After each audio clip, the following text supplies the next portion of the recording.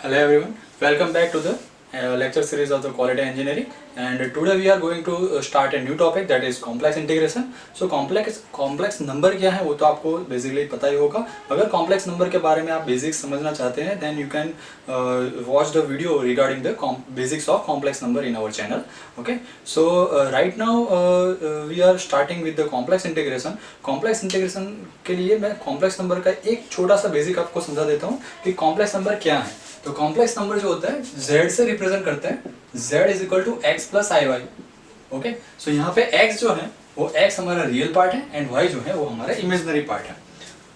और उसको रिप्रेजेंट करने के लिए अगर कोई एक पॉइंट कॉम्प्लेक्स नंबर को कोई एक कोऑर्डिनेट सिस्टम में, अगर कार्टेशियन कोऑर्डिनेट सिस्टम में हमें रिप्रेजेंट करना है, then x axis is considered as the real axis. So real part of z is mentioned on the x-axis and imaginary part of the z is considered on the y-axis. So this is how complex number can be represented and denoted in the coordinate system such as the Cartesian coordinate system.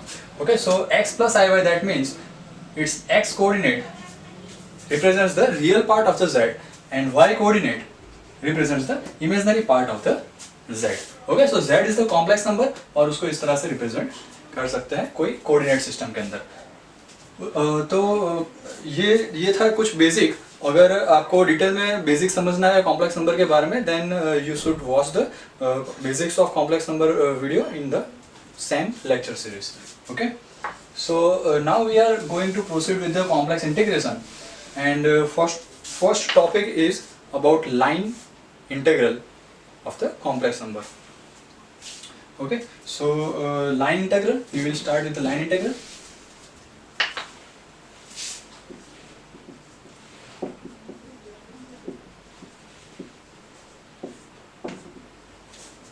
So line मतलब कि कोई भी दो point है, उन दोनों के point को अगर हम कनेक्ट करते हैं then it can be a straight line or it can be a curve. Okay, so अगर कोई कर्व के ऊपर मुझे फॉर एग्जांपल ये एक पॉइंट है, ये दूसरा पॉइंट है, ये पॉइंट है फॉर एग्जांपल 1 यानी कि 1 plus real part of the z is 1 and the imaginary part of z is also 1 and the other point is 3 2 means 3 plus 2y means real part is 3 and imaginary part is 2. अगर ये दोनों point को मुझे connect करना है तो that it can be a straight line और it can be a curve also. Okay, so अगर मुझे लाइन इंटीग्रल करना है तो स्ट्रेट लाइन की डायरेक्शन में भी हो सकता है, उसी तरह से कर्व की डायरेक्शन में भी हो सकता है. सबसे पहले हम देखते हैं कि कॉम्प्लेक्स नंबर सिस्टम के अंदर line integral for the straight line किस तरह से किया जाता है, उसके बाद में हम कर्व के लिए किस तरह से इंटीग्रेशन करते हैं वो देखेंगे. तो सबसे पहला फर्स्ट एग्जाम्पल हम लेते हैं line integral for the straight line. Start with our first example. तो क्वेश्चन में हमें दिया हुआ है कि find the value of the integral integration 0 to 1 plus i. 1 plus i that is the complex number. Okay, then function हमें दिया हुआ है x minus y plus i x square dz. dz मतलब z is equal to x plus i y, then dz is equal to dx plus i dy. Okay, now हमें integration करने को बोला है. दो अलग अलग पाथ दिए हुए हैं. सबसे फर्स्ट पाथ जो है वो बताया कि along the straight line from z is equal to 0 to z is equal to 1 plus i. मतलब कि लाइन की जो इन दोनों को स्ट्रेट लाइन बताया हुआ है, तो ये दो पॉइंट दिए हुए, दो पॉइंट को ज्वाइन करे ऐसी स्ट्रेट लाइन के डायरेक्शन में हमें इंटीग्रेशन फाइंड करना है. Okay, next is along the real axis from z is equal to 0 to z is equal to 1 and then along the line parallel to the imaginary axis from z is equal to 1 to z is equal to 1 plus. Okay, so first part में हमें दिया हुआ है कि z is equal to 0 and z is equal to 1 plus i. ये दो point है, उन दोनों को ज्वाइन करते हुए जो स्ट्रेट लाइन है उसकी डायरेक्शन में मुझे इंटीग्रेशन फाइंड करना है. अभी उसकी डायरेक्शन के अंदर अगर मुझे इंटीग्रेशन फाइंड करना है, पहले तो ये याद रखिए कि हमें जो इंटीग्रेशन करना है वो लाइन इंटीग्रल है. लाइन इंटीग्रल है तो हमारे पास में सिर्फ सिंगल वेरिएबल होना चाहिए, क्योंकि एक ही वेरिएबल के रिस्पेक्ट में हम इंटीग्रेशन कर सकते हैं. अगर एरिया होता तो हम उसको डबल इंटीग्रेशन में कन्वर्ट करके dx dy करके कर सकते थे, लेकिन यहाँ पे हमें सिर्फ सिंगल वेरिएबल चाहिए. यहाँ पे क्वेश्चन में हमें दो वेरिएबल दिए हुए x एंड y, तो हमें क्या करना पड़ेगा, तो एक वेरिएबल को दूसरे वेरिएबल के फॉर्म में कन्वर्ट करना पड़ेगा. मतलब कि y की वैल्यू मुझे x के फॉर्म में फाइंड करनी पड़ेगी या तो x की वैल्यू y के फॉर्म में फाइंड करनी पड़ेगी. वो कब हो सकता है, तो मेरे पास अगर ये स्ट्रेट लाइन का इक्वेशन हो तब. तो सबसे पहला टास्क हमारा ये है कि इस इंटीग्रेशन के अंदर हमें दो वेरिएबल जो दिख रहे हैं उसमें से उसको सिंगल वेरिएबल में कन्वर्ट करना। ओके, सो यहाँ पे x एंड y है, मुझे y को x के फॉर्म में कन्वर्ट करना है। तो स्ट्रेट लाइन के लिए स्ट्रेट लाइन का इक्वेशन का जनरल फॉर्म मैं आपको यहाँ पे दिखा रहा हूँ, वो ध्यान से समझिएगा। सबसे पहले हमें दिया हुआ है कि along the straight line from z equal to 0 to z equal to 1 plus i। z equal to 0 का मतलब क्या हुआ कि जो उसका रियल पार्ट है वो भी 0 है एंड इमेजिनरी पार्ट है वो भी 0 है। Okay, so z equal to 0 plus 0i। अगर इसको मैं x1 प्लस i y1 के साथ में कंपेयर करता हूं, ओके, सो x1 y1 को हम इस तरह से लिख सकते हैं कि x1 y1 is equal to 0 0। उसी तरह से सेकंड पॉइंट हमें दिया हुआ है z is equal to 1 plus i। तो z इज इक्वल टू यहाँ पे लिखिए 1 प्लस i। ये सेकंड पॉइंट है इसलिए मैं उसको रिप्रेजेंट कर रहा हूँ, तो इसको z1 एंड z2 बोल देते हैं। सो ये सेकंड पॉइंट है तो उसको हम x2 प्लस i y2 के साथ में अगर कंपेयर करें तो x2 एंड y2 की वैल्यू हमें मिल सकती है। x2 and y2 is equal to, क्योंकि रियल पार्ट जो है वो 1 है, उसी तरह से इमेजिनरी पार्ट जो है वो भी 1 है। Okay, so x2 y2 and x1 y1 हमें मिल गए। अभी दो पॉइंट है हमारे पास में, दो पॉइंट को ज्वाइन करती हुई स्ट्रेट लाइन का अगर मुझे इक्वेशन चाहिए तो कैसे फाइंड करना है, तो उसके लिए फॉर्मूला है वो याद रखिएगा, y minus y1 is equal to y2 minus y1 upon x2 minus x1। Okay, so ये हो गया बेसिकली स्लोप, क्योंकि difference in y divide by difference in x। y minus y1 is equal to y2 minus y1 upon x2 minus x1 into होगा x minus x1। अभी हमारे पास में x1 y1 x2 y2 इन सबकी value है, x1 y1 x2 y2 इन सबकी value है, उसको ये फॉर्मूला के अंदर रख देना है तो हमें स्ट्रेट लाइन का इक्वेशन मिल जाएगा। सो y की जगह पे y ही कंसीडर करेंगे, माइनस y1 की जगह पे क्या रखना है हमें 0 is equal to y2 minus y1 is equal to 1 है, minus y1 is equal to 0 है, sorry y1 is equal to 0 है, सो 0 अपॉन x2 माइनस x1 की वैल्यू भी हमारे पास 1 है, माइनस x1 की वैल्यू भी x1 की वैल्यू 0 है, the bracket x minus x1 की वैल्यू हमें दी हुई है 0। Okay, so y is equal to 1 upon 1 ही हो जाएगा, y is equal to x। So ये जो है वो स्ट्रेट लाइन का इक्वेशन इजीली आपको मिल पाएगा। ठीक है, सो अगर एक बार स्ट्रेट लाइन का इक्वेशन हमें मिल गया उसके बाद में क्या करना है, तो मेरा जो सबसे पहला हमारा जो ऑब्जेक्टिव था वो था कि इंटीग्रेशन के अंदर जो भी फंक्शन दिया हुआ है उसको सिंगल वेरिएबल के फॉर्म में कन्वर्ट करना। अभी यहाँ पे हमारे पास में दो वेरिएबल है x एंड y, लेकिन अब मेरे पास स्ट्रेट लाइन का इक्वेशन है y is equal to x। तो ये y की जो x के फॉर्म में मुझे वैल्यू मिली है उसको मैं यहाँ पे प्लेस कर लूंगा। ठीक है, सो अगर मुझे integration 0 to 1 plus i x minus y plus i x square dz उसको सिंगल वेरिएबल के फॉर्म में कन्वर्ट करना है, मतलब कि x के फॉर्म में कन्वर्ट करना है, तो मुझे मेरे पास डायरेक्शन है y is equal to x। तो हम क्या करेंगे, जहां जहां पे y है वहां पे x रख देंगे। ओके, फिर dz, क्योंकि x के रिस्पेक्ट में हम इंटीग्रेशन कर रहे हैं तो यहाँ पे क्या होना चाहिए, dx ही होना चाहिए। ओके, सो क्या होगा, dz को भी हम कन्वर्ट करेंगे x के फॉर्म में। अगर z is equal to x plus i y है, ये तो जनरल फॉर्म पता ही है आपको, z is equal to x plus i y, उसके ऊपर से मुझे dz फाइंड करना है, तो dz क्या हो जाएगा, तो dx plus i d y, dz is equal to dx plus i d y. ये वैल्यू जो है, अभी देखिए कि y is equal to x है तो dy इज इक्वल टू क्या हो जाएगा, dx हो जाएगा, क्योंकि मुझे dz की वैल्यू को भी x एंड y के फॉर्म में जो है उसको भी x के फॉर्म में कन्वर्ट करना पड़ेगा, क्योंकि पूरे इक्वेशन में y कहीं पे भी नहीं दिखना चाहिए, सिंगल वेरिएबल के फॉर्म में मुझे कन्वर्ट करना है। तो dz is equal to dx plus i d y है, यहाँ पे भी हम dy की जगह पे क्या रख सकते हैं, dx। सो dz इज इक्वल टू हो जाएगा dx प्लस आई dx, इन दोनों में से dx कॉमन निकल जाएगा। ओके, अगर इन दोनों में से dx कॉमन निकलता है तो फर्स्ट में 1 बचेगा प्लस सेकंड टर्म के अंदर i बचेगा, so 1 plus i into dx। अभी देखिए अगर मैं y is equal to x यहाँ पे पुट कर देता हूँ और dz की जगह पे 1 plus i into dx put कर देता हूँ, देन हमारा जो इंटीग्रेशन है वो सिंगल वेरिएबल के फॉर्म में कन्वर्ट हो जाएगा, यानी कि x के फॉर्म में कन्वर्ट हो जाएगा। सो हम ये वैल्यू y की जगह पे हम x रखेंगे और dz की जगह पे रखेंगे 1 प्लस आई इंटू dx। सो क्या होगा, इंटीग्रेशन 0 to 1 प्लस आई, क्योंकि अब पूरे इंटीग्रेशन को हम सिर्फ x के फॉर्म में कन्वर्ट कर रहे हैं, सो जो लिमिट होगा वो भी सिर्फ x की मिलेगी।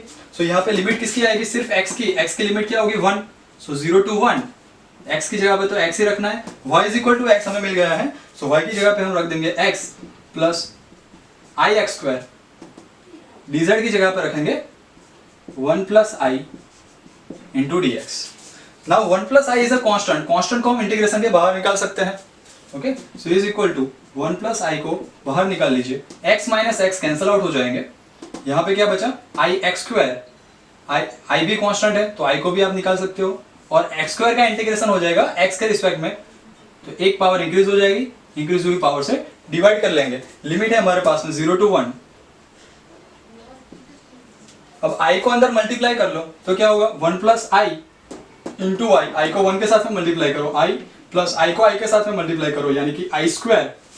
यहाँ पे पहले x की जगह पे अपर लिमिट रखते हैं, माइनस करके x की जगह पे 0 रखते हैं यानी कि लोअर लिमिट, तो x की जगह पे पहले अपर लिमिट यानी कि 1 रखो तो 1/3, माइनस करके x की जगह पे 0 रखो तो हो जाएगा 0।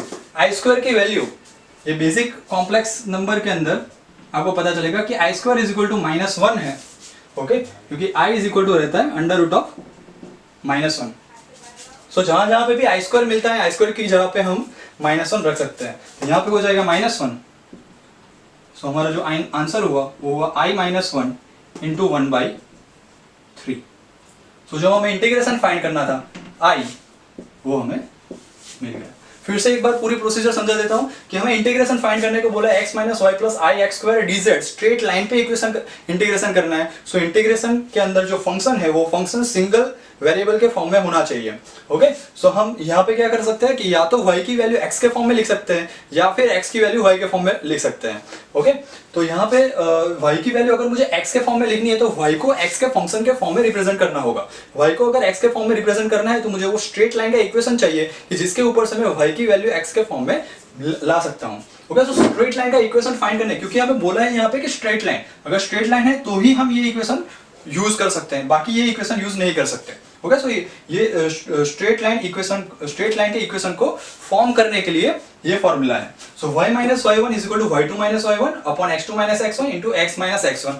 x1 y1 x2 y2 की वैल्यू हमें दी हुई है, लिमिट के अंदर ही पता चलता है या फिर यहाँ पे भी अलग से दी हुई है, ठीक है। सो z1 एंड z2 उन दोनों की हेल्प से x1 y1 मिल जाएगा, x2 y2 मिल जाएगा, उनकी वैल्यू यहाँ पे रखने से हमें स्ट्रेट लाइन का इक्वेशन मिल गया। स्ट्रेट लाइन के इक्वेशन के हेल्प से हम जो y की वैल्यू x के फॉर्म में फाइंड करना चाहते थे वो हमें मिल गई, और y की वैल्यू x के फॉर्म में यहाँ पे रख दी, तो y की जगह पे हम रख सकते हैं x, लेकिन यहाँ पे dz भी है, क्योंकि dz z is equal to x plus i y, so dz is equal to होगा dx plus i d y, okay. So यहाँ पे dz की जगह पे हम रखेंगे dx plus i d y, तो भी यहाँ पे y वेरिएबल आएगा, ओके। सो सेकंड वेरिएबल नहीं होना चाहिए, तो y की वैल्यू को अगर मैंने x के फॉर्म में कन्वर्ट कर दिया है तो dy को भी मुझे dx के फॉर्म में कन्वर्ट करना पड़ेगा, क्योंकि y is equal to x है तो dy इज इक्वल टू हो जाएगा dx। अभी y is equal to x and dy is equal to dx यहाँ पे रखना है, मतलब कि dz की जगह पे क्या हो जाएगा dx प्लस, जो dz की जगह पे dx प्लस आई dy था वहाँ पे dz की जगह पे हो जाएगा dx प्लस, क्योंकि dy is equal to dx है, so dx plus i dx, दोनों में से dx को कॉमन निकाल लो, 1 प्लस आई इंटू dx। अभी ये dz की वैल्यू यहाँ पे रख दो और y की जगह पे x रख देना है, तो पूरा इंटीग्रेशन जो है वो किसके फॉर्म में कन्वर्ट हो गया, सिंगल वेरिएबल x के फॉर्म में कन्वर्ट हो गया, okay. x minus x cancel out हो जाएगा, i इंटू 1 प्लस आई जो है वो कांस्टेंट है, कांस्टेंट अगर वेरिएबल के साथ में मल्टीप्लिकेशन में है तो वो कांस्टेंट इंटीग्रेशन के बाहर निकल जाता है। सो यहाँ पे variable x square single variable है और उसके साथ में दोनों कांस्टेंट जो है वो मल्टीप्लिकेशन में है, इसलिए दोनों को इंटीग्रेशन के बाहर निकाल सकते हैं, और x स्क्वायर का इंटीग्रेशन हो जाएगा, इंटीग्रेशन के रूल के अकॉर्डिंग एक पावर इंक्रीज हो जाएगी, इंक्रीज हुई पावर से डिवाइड करना है। अभी x की जगह पे पहले अपर लिमिट रखो यानी कि 1 रखो तो 1/3, माइनस करके x की जगह पे लोअर लिमिट रखो यानी कि 0, 1/3 माइनस 0। अब i जो है उसको अंदर मल्टीप्लाई कर लिया, 1 इंटू आई हो गया i इंटू आई हो गया आई स्क्वायर की वैल्यू हमारे पास में है -1।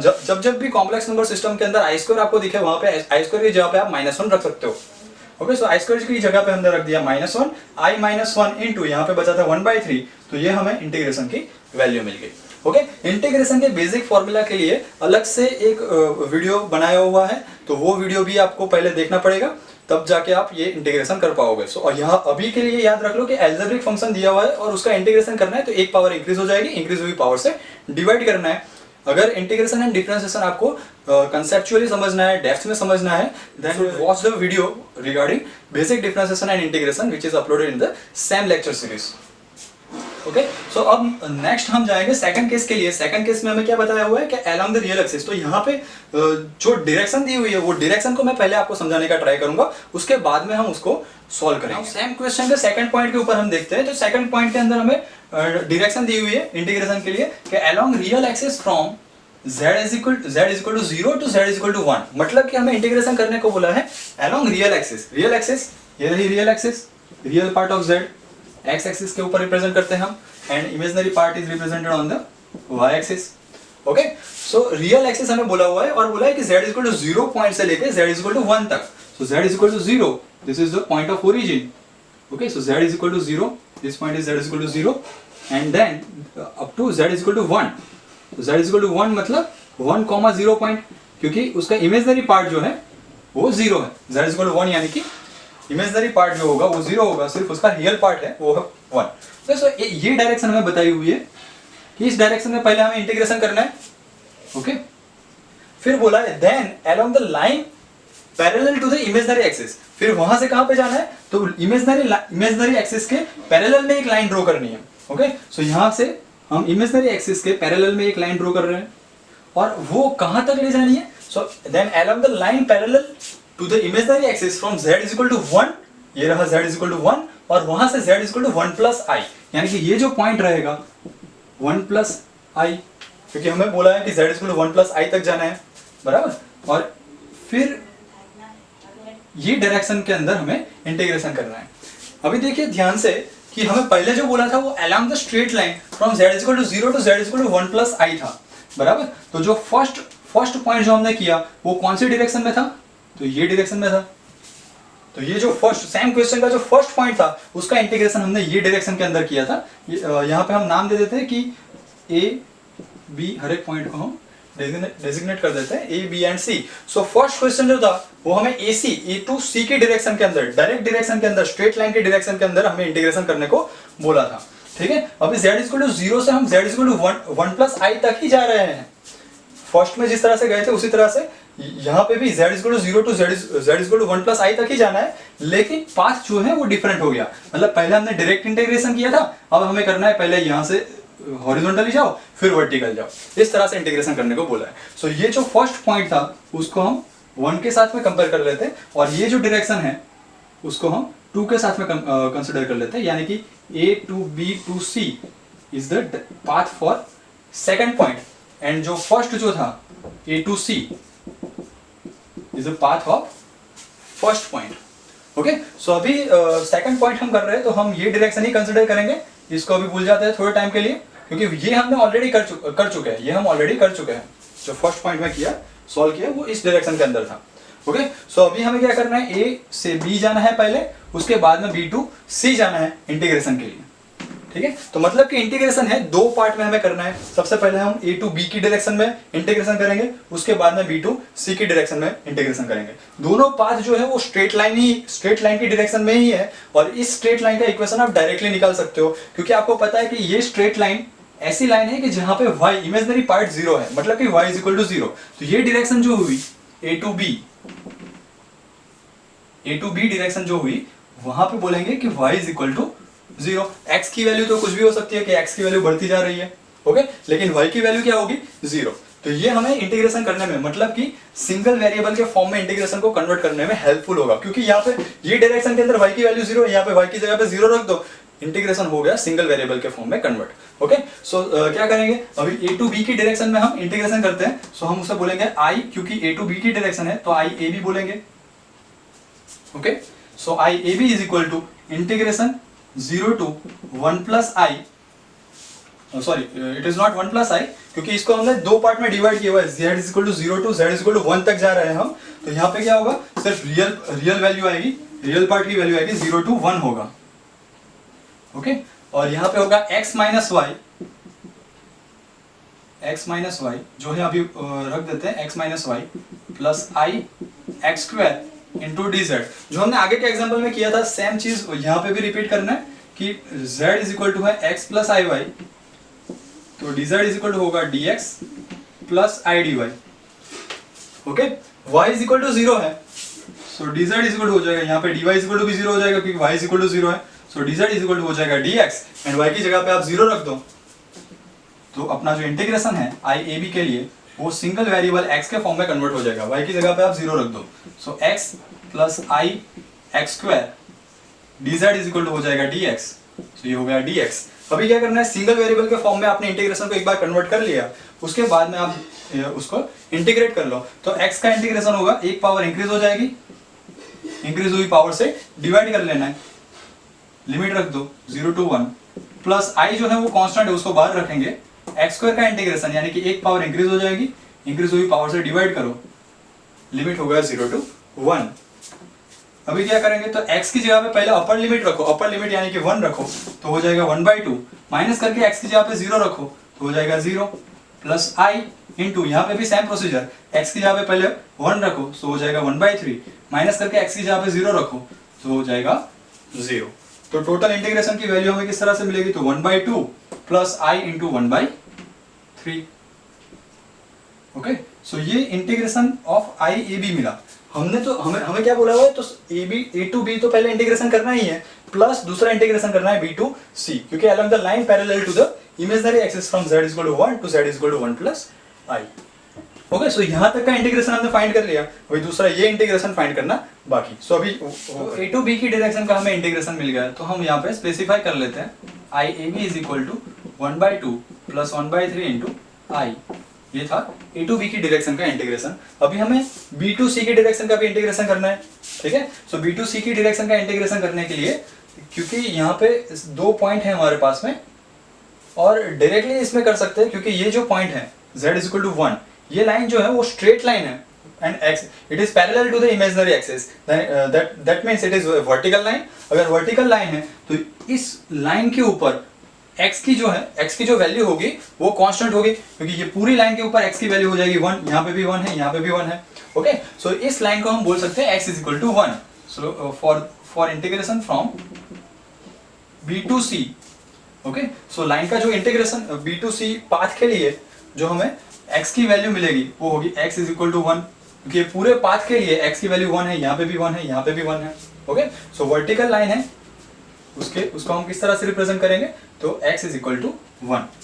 अगर x इज इक्वल टू 1 है तो जिस तरह से हमने देखा था कि z is equal to x plus i y है, तो dz इज इक्वल टू होता है dx plus i d y, तो dz इज इक्वल टू हो जाएगा dx is the difference in x। अभी x की वैल्यू कांस्टेंट है तो dx इज इक्वल टू क्या हो जाएगा 0, सो dz इज इक्वल टू हो जाएगा आई डी वाई, ठीक है।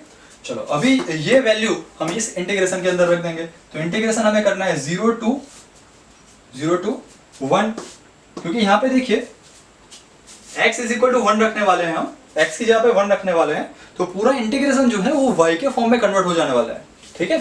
सो पूरा इंटीग्रेशन है, क्योंकि x की जगह पे हम कांस्टेंट वैल्यू रख रहे हैं, तो पूरा इंटीग्रेशन हो जाएगा y के फॉर्म में कन्वर्ट। तो यहाँ पे जो लिमिट आएगी वो किसकी आएगी, y वेरिएबल की लिमिट आएगी। y वेरिएबल की लिमिट देखो 0 to i के साथ में जो है वो कंसिडर करना है, सो 0 to 1, तो यहाँ पे हो जाएगा 0 to 1। अगर यहाँ पे 0 to 1 प्लस 2i होता तो यहाँ पे लिमिट क्या आती, 0 to 2 आती, ठीक है।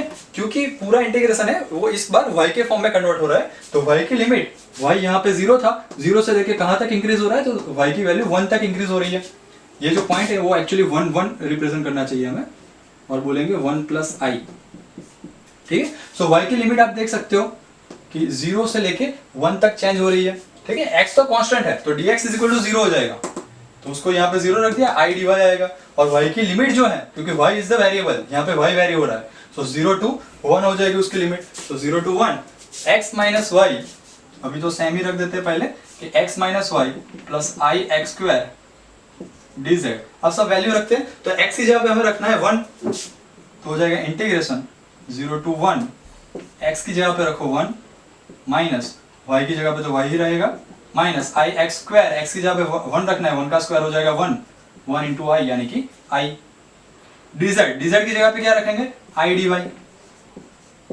तो जिस तरह से आगे बोला था उसी तरह i मल्टीप्लिकेशन में i इज अ कांस्टेंट, तो i को आप बाहर निकाल सकते हो इंटीग्रेशन के, ठीक है। सो i को हम इंटीग्रेशन के बाहर निकाल लेते हैं, इंटीग्रेशन में बचा 0 to 1 minus y plus i dy। अभी इन सबका इंटीग्रेशन करना है y के रिस्पेक्ट में, तो i 1 का इंटीग्रेशन हो जाएगा y माइनस y का इंटीग्रेशन हो जाएगा y square by 2 plus i का हो जाएगा i y, लिमिट हो जाएगा 0 to 1।